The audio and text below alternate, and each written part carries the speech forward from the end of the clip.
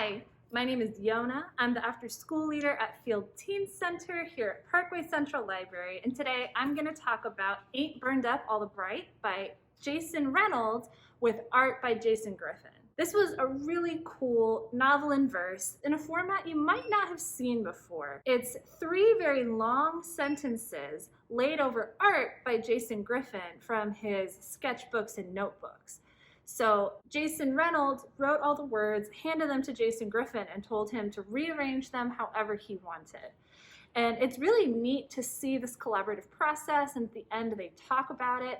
And they had some really cool things to say together. This entire book is a trigger warning because it's about 2020.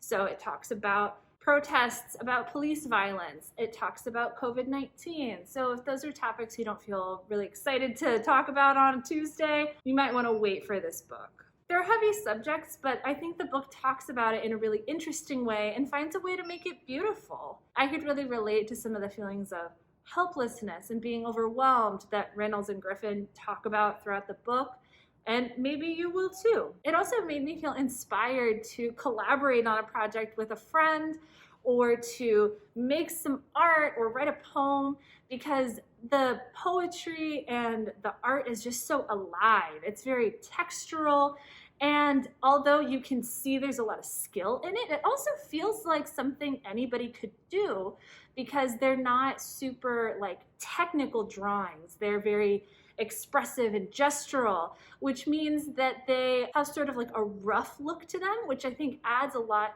to the emotion, but it's also it's not perfect and it doesn't have to be perfect. So for people who look at this book, I hope one of the things they take away is they can write their own stories, and it doesn't have to follow a format of the books that they have already seen. They can make art and it doesn't have to be perfect. I think that this book would be a great read for anybody who likes poetry or anybody who wants to bring poetry into their classrooms. I can't think of too many other books that are quite like this one, but if you wanted more novels in verse, you should definitely check out The Poet X by Elizabeth Acevedo. You might also check out Moth Me by Amber McBride. They're both pretty different stories from this one, like I said, but they're both novels in verse that I personally really liked, so that's definitely what I would read after this if I were you.